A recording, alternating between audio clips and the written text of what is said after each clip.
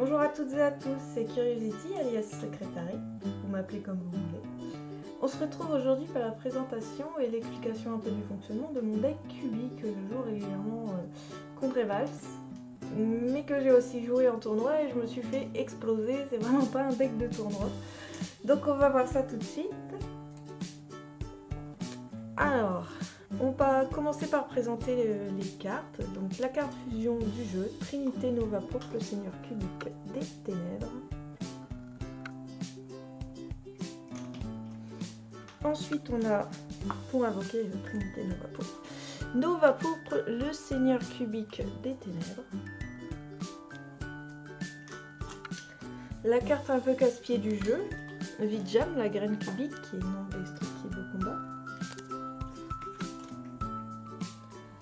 La carte invocable normalement, une des rares cartes invocables normalement, qui n'a pas de condition d'invocation, niveau 4, donc Dusa, le vaisseau météore cubique. Ensuite on a tous les monstres qui ont des conditions d'invocation où il faut sacrifier un ou plusieurs monstres cubiques pour les invoquer. Donc Drani, le roi cubique Vulcain. Garnex, la bête cubique des ténèbres. Indura, l'empereur cubique du choc mortel.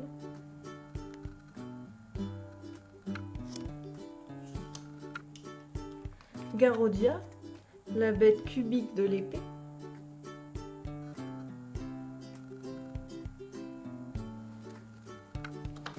Gundil, Behemoth cubique destructeur.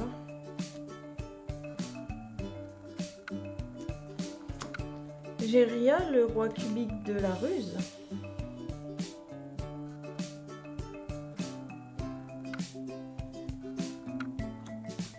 Et c'est tout pour les monstres du deck. On va passer aux cartes magie. Donc on commence par la vague cubique. Le karma cubique. Et ensuite on a les cartes pièges. Donc la carte unification des seigneurs cubiques, la renaissance cubique,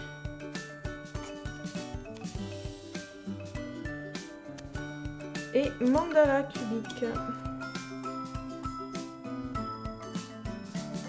Voilà pour les cartes dont le mot cubique est dans le nom, donc les cartes cubiques pures, on va dire, enfin, du deck cubique pur.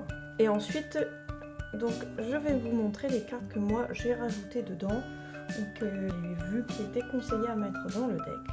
Donc on va commencer par raisonnement, la carte magie raisonnement. Ensuite j'ai rajouté cauchemar récurrent.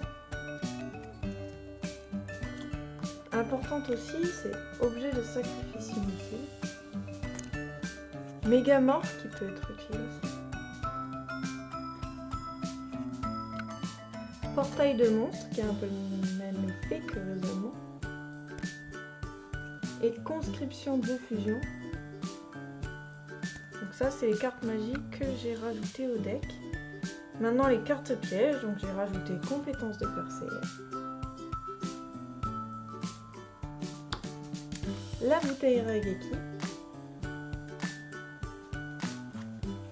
Et la jarre d'avarice.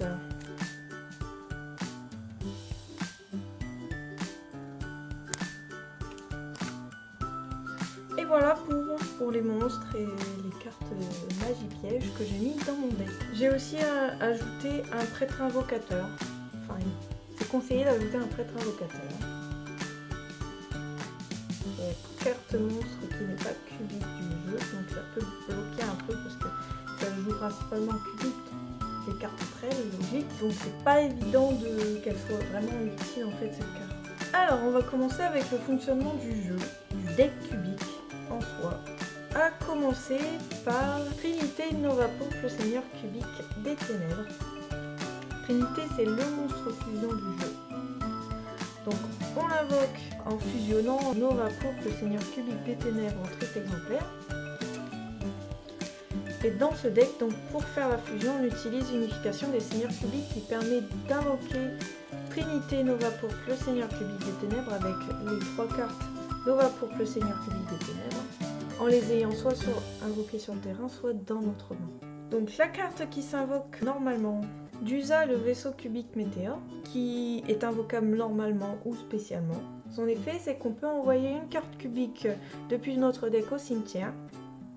Et une fois par tour, durant le tour de chaque joueur, si un monstre a été envoyé à notre cimetière ce tour, tant que cette carte était face recto sur le terrain, jusqu'à la fin de ce tour, on peut faire gagner 200 d'attaque à cette carte pour chaque monstre de nom différent dans le cimetière. C'est très compatible du coup avec le fonctionnement du deck, puisque par exemple en carte magie on a un raisonnement.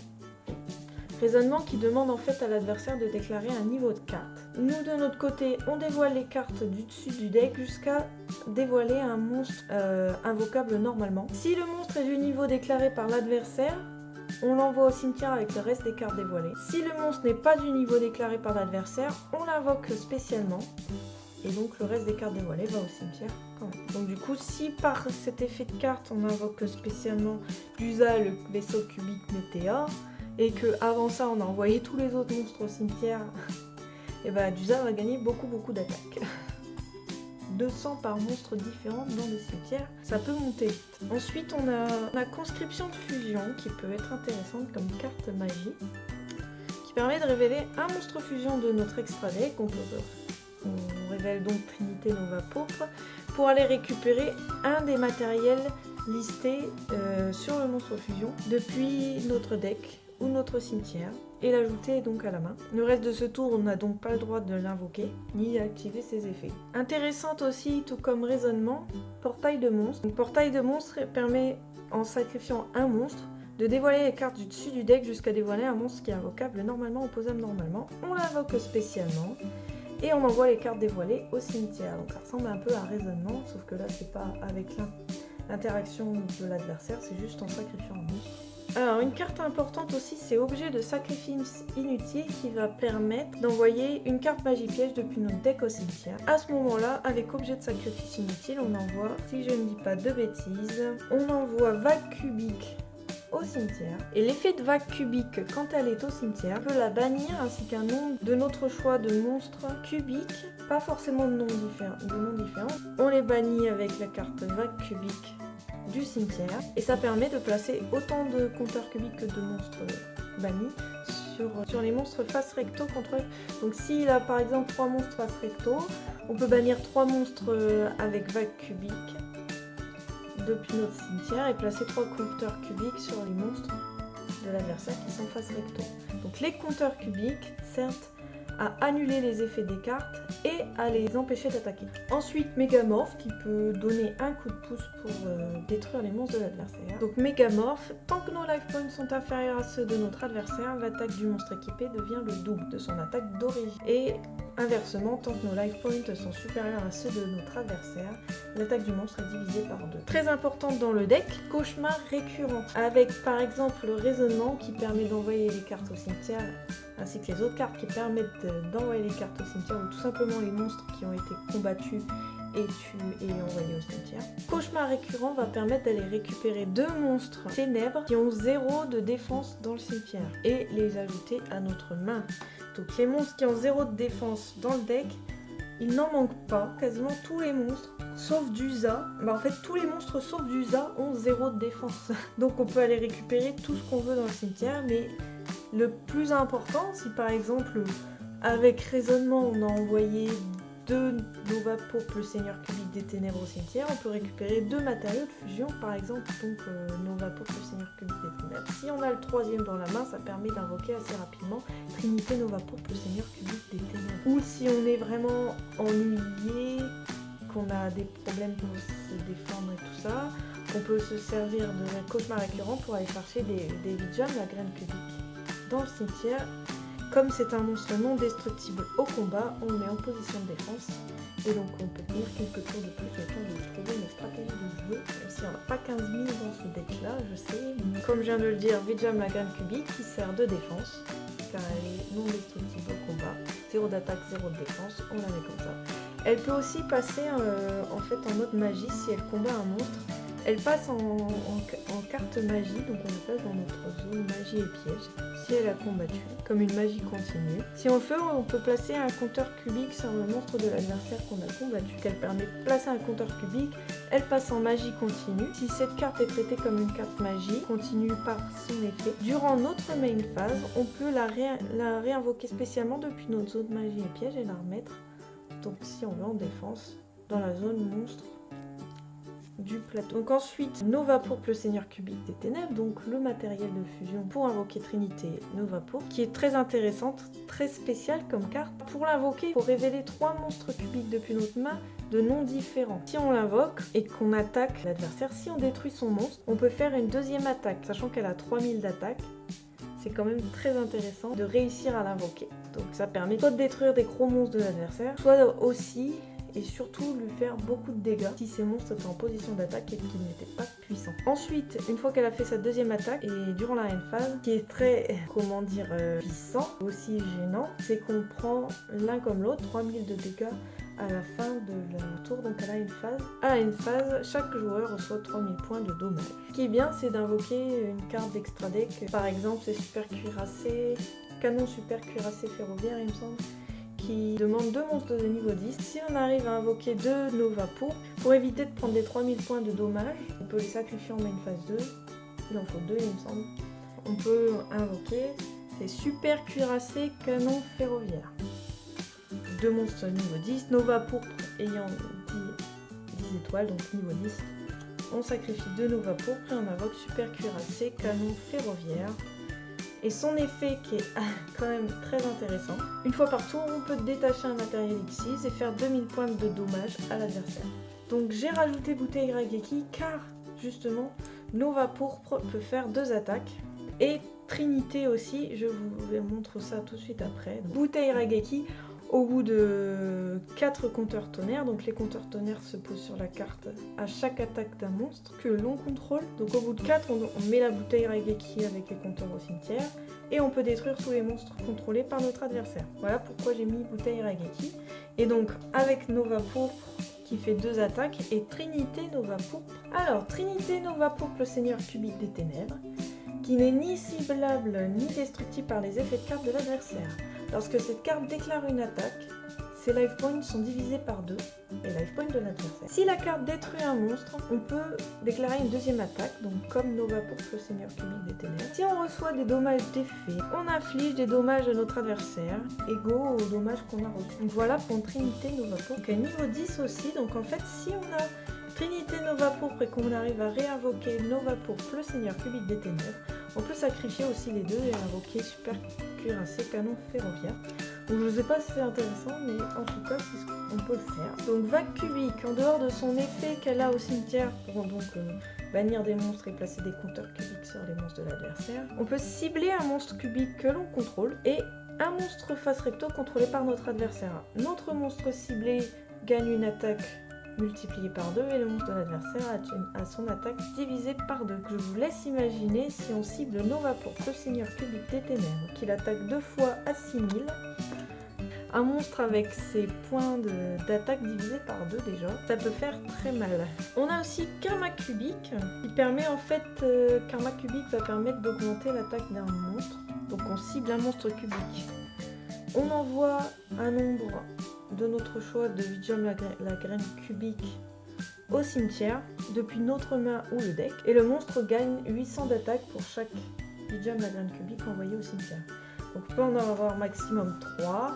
Donc si on envoie les 3, la carte ciblée peut gagner 2400 d'attaque, ce qui est quand même pas mal. Ça peut être très intéressant. Déjà les cartes qu'on a, elles n'ont pas d'attaque. On peut cibler une de nos cartes et lui donner 2400 d'attaque. Ou alors d'usa, on peut lui augmenter son attaque de 2400. Pareil pour Nova Pourpre.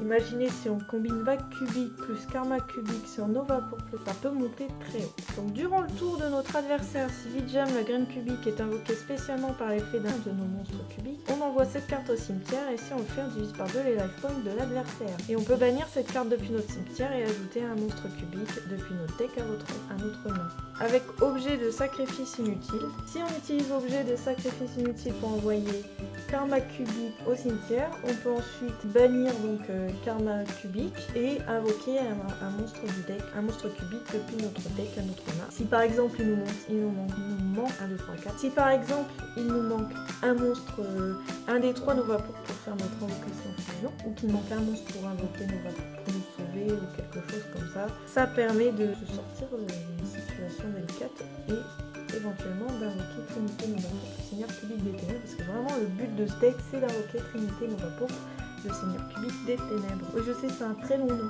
mais j'aime bien le dire en entier. Alors, Renaissance cubique et Mandala cubique. Donc si on contrôle un monstre cubique, on peut activer cette carte en ciblant un nombre de notre choix de monstres qui sont dans le cimetière de notre adversaire, parce qu'ils ont été détruits et ont été envoyés ce tour.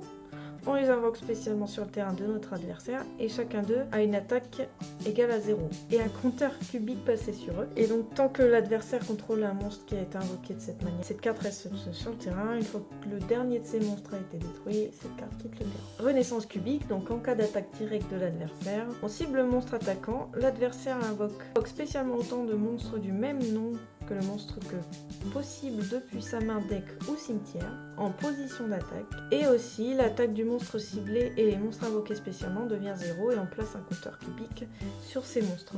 Après ça, si les compteurs cubiques ont été placés par cet effet, on invoque spécialement un monstre cubique de maximum niveau 4 depuis notre main en ignorant ses conditions d'invocation. Donc si on a des autres monstres du deck qui sont pas invocables normalement, Dusa le vaisseau cubique météore exclu, vu que lui il est invocable normalement.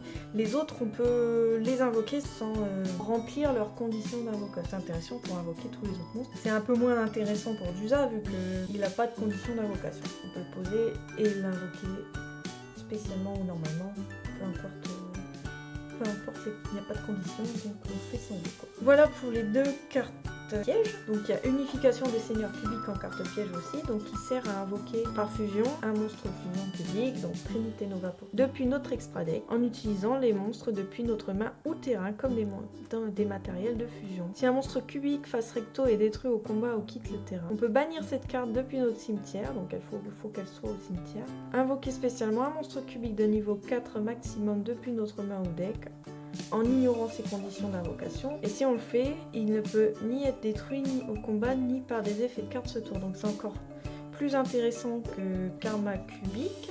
Donc unification des seigneurs cubiques, si au cimetière c'est intéressant de le bannir pour invoquer un monstre maximum niveau 4, donc à peu près tous les monstres du deck, en ignorant ses conditions d'invocation, mais le plus par rapport au Karma cubique c'est qu'il n'est pas destructible au combat le tour où on l'invoque, donc c'est quand même intéressant d'utiliser ça.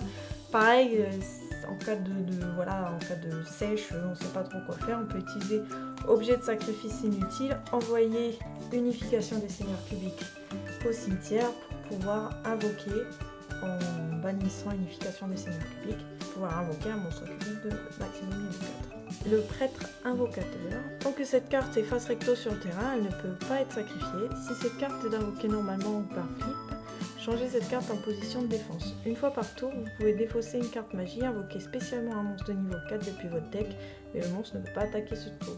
Donc elle permet, en défaussant une carte magie, d'invoquer un monstre de niveau 4, mais pas en ignorant ses conditions d'invocation. Celle-ci c'est plus pour invoquer Dusa le vaisseau météore cubique, puisque les autres ont des conditions d'invocation. Cette carte permet soit de défendre, avec 1600 de défense c'est quand même assez intéressant, soit d'invoquer Dusa le vaisseau cubique météore. Voilà, la petite jarre d'avarice qui peut être intéressante pour remettre des cartes qu'on aurait utilisées comme raisonnement, comme objet de sacrifice inutile, les remettre dans le deck, puisqu'elle sert à cibler 5 cartes dans notre cimetière, les mélanger dans le deck et en plus piocher une carte, donc c'est quand même très intéressant d'avoir cette petite jarre d'avarice qui peut sauver.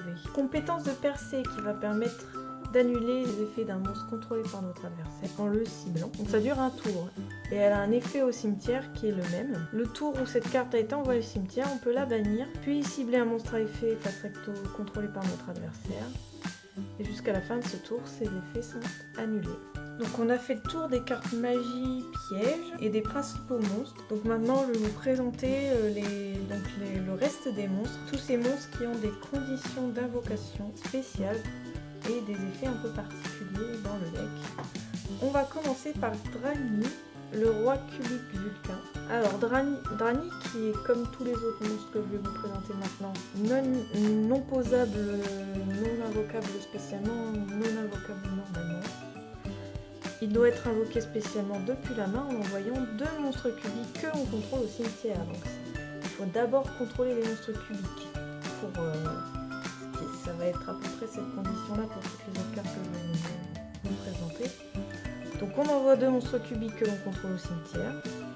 Ce qui est plus intéressant, c'est que si cette carte est invoquée de cette façon, elle gagne 1600 d'attaque. Ensuite, si elle est invoquée spécialement depuis la main, donc grâce à unification des seigneurs cubiques ou karma cubique, on inflige directement 800 points de dommages à notre adversaire. En fait, c'est peu importe comment elle est invoquée forcément spécialement par son effet. Donc, quoi qu'il arrive, quand on l'invoque, on inflige 800 points de dommages à l'adversaire. À la fin de la damage step, si cette carte a combattu, on peut cibler 3 Vijam la graine cubique dans notre cimetière, envoyer cette carte au cimetière, et si on le fait, on invoque spécialement les Vijam la graine cubique. On peut invoquer spécialement les Vijam la graine cubique, puis on peut ajouter un Indura empereur cubique du choc mortel depuis notre deck à notre main. Donc on va du coup passer sur Indura, qu'on peut invoquer donc avec Rani le roi cubique Vulcain. Tout comme les autres non invocables normalement ni posables normalement, sa condition d'invocation spéciale, c'est on doit envoyer 3 monstres cubiques que l'on contrôle au cimetière. Si elle est invoquée de cette façon, elle gagne 2400 d'attaque. Si cette carte est invoquée spécialement depuis la main, on inflige 800 points de dommage à l'adversaire, tout comme Drani. Si cette carte en notre possession est envoyée à notre cimetière par une carte de l'adversaire, au combat ou par un effet de carte, on peut cibler 3 monstres cubiques dans notre cimetière, les invoquer spécialement, puis ajouter une carte cubique depuis notre deck à notre main. Donc voilà, ça c'est un peu la base du fonctionnement du deck cubique, c'est de jouer un monstre en sacrifiant des monstres que l'on a posés, pour ensuite, une fois qu'il part au cimetière, les récupérer pour récupérer une carte dans le deck, par exemple toujours Nova pour Seigneur cubique des ténèbres, pour pouvoir faire l'invocation de Trinité Nova pour le Seigneur cubique Météore, je vais dire, le Seigneur cubique des ténèbres. Voilà pourquoi je dis la base, le but de ce deck, c'est d'invoquer Trinité Nova pour le Seigneur cubique des ténèbres. Une fois qu'on l'a fait, on est content, sauf que si on se le fait péter directement, on est beaucoup moins content. Enfin bref, voilà, Indura qui a quand même pas mal d'effets. On passe à Garnex, la bête cubique des ténèbres. Alors Garnex, qui est, comme toutes les autres, non invocable ni posable normalement. Pour l'invoquer, on doit envoyer un monstre cubique que l'on contrôle au cimetière, donc c'est quand même un peu plus facile de l'invoquer que les autres. Si elle est invoquée de cette façon, elle gagne 1000 d'attaque. Lorsque cette carte détruit un monstre au combat, on peut cibler 2 Vijam maximum la graine cubique dans le cimetière. On envoie cette carte au cimetière et on invoque spécialement les Vijam. Puis on peut ajouter un Garodia la bête cubique de l'épée depuis notre deck à notre main. Donc Garodia la bête cubique de l'épée, qu'on peut invoquer grâce à Garnex, enfin récupérer dans notre main grâce à Garnex, mais pas l'invoquer directement. Elle nécessite d'envoyer 2 monstres cubiques que l'on contrôle au cimetière. Si elle est invoquée de cette façon, elle gagne 2000 d'attaque. Elle peut faire une seconde attaque durant la battle phase, donc pareil pour Bouteille Rageki, c'est intéressant, c'est pour ça que j'ai mis Bouteille Rageki dans ce deck. Si la carte détruit un monstre au combat, on peut cibler 3 Vijam la graine cubique maximum dans notre cimetière. On envoie cette carte au cimetière, et si on le fait, on invoque spécialement les Vijam la graine cubique. Et on peut ajouter un Gundy le Behemoth cubique destructeur depuis notre deck à notre main. Donc voilà, encore un peu les mêmes effets, on fait des dommages. Bon là pour le coup on fait une deuxième attaque, on récupère des Vijam la graine cubique aussi du cimetière pour les invoquer spécialement. On envoie cette carte à base qui permet d'avoir une défense sur le plateau, et en plus on récupère un Gundy le Behemoth depuis notre deck à notre main. Donc Gundy le Behemoth cubique destructeur lui demande le sacrifice de 3 cartes cubiques que l'on contrôle pour être invoqué spécialement. Si on l'invoque de cette façon, cette carte gagne 3000 d'attaque. Ça va crescendo, plus ça va, plus on a des cartes qui gagnent une attaque assez haute. 3000 c'est quand même à la hauteur de Nova pour le Seigneur cubique de ténèbres, c'est pas rien. Donc cette carte peut faire une seconde attaque et une troisième attaque durant chaque battle phase, d'où encore la bouteille Raigeki. Si elle est envoyée au cimetière par un effet de carte de votre adversaire au combat, on peut cibler 3 monstres cubiques dans notre cimetière et les invoquer spécialement. Puis on peut ajouter une carte cubique depuis notre deck à notre main. Encore une fois, ça permet d'aller récupérer les cartes cubiques dans le cimetière et les mettre sur le plateau, donc Vijam pour avoir une défense, et aussi de récupérer une carte cubique dans le deck, donc encore et toujours, je me répète, je sais, on va chercher Nova pour le Seigneur cubique des ténèbres pour faire la fusion Trinité Nova pour le Seigneur cubique des ténèbres. Et il nous reste Jéria, le roi cubique de la ruse, qui demande le sacrifice d'une carte cubique, donc elle aussi un peu plus facile à invoquer que les autres. Donc on sacrifie un monstre cubique. Si elle est invoquée de cette façon, on fait 800 de dommages à notre adversaire. Si elle est invoquée comme ça aussi, elle gagne 800 d'attaque. 800 d'attaque, 800 points de dommage à l'adversaire. À la fin de la damage step, si cette carte a combattu, on peut cibler 2 Vijam la graine cubique dans notre cimetière. On envoie au cimetière, on invoque spécialement les Vijam la graine cubique. Puis on peut ajouter un Drani, le roi cubique vulcain depuis notre deck Canopin. Et la boucle est bouclée. La boucle est bouclée, on revient à Drani, la première que je vous ai présentée. Donc voilà le petit cercle d'invocation des monstres cubiques. Donc du coup il me semble que je vous ai tout présenté. Sur ce je vais vous laisser. Sinon je vous remercie d'avoir regardé la vidéo déjà pour commencer. Si vous avez des remarques, n'hésitez pas à les mettre en commentaire. Moi je lis les commentaires, qui soient des commentaires constructifs, hein, si c'est pour dire ouais, blabla, tu dis que de la merde, le deck cubique c'est du caca, enfin bref, tout ça je m'en fous. Je vous remercie donc d'avoir regardé la vidéo, n'hésitez pas à vous abonner pour voir la suite de mes vidéos, les prochaines ouvertures, les prochaines présentations de deck. Abonnez-vous, mettez un pouce bleu si vous avez aimé. Je vous l'ai déjà dit, mais c'est pas grave. Et puis on se retrouve dans une prochaine vidéo. Moi je vous fais des gros bisous et je vous dis ciao.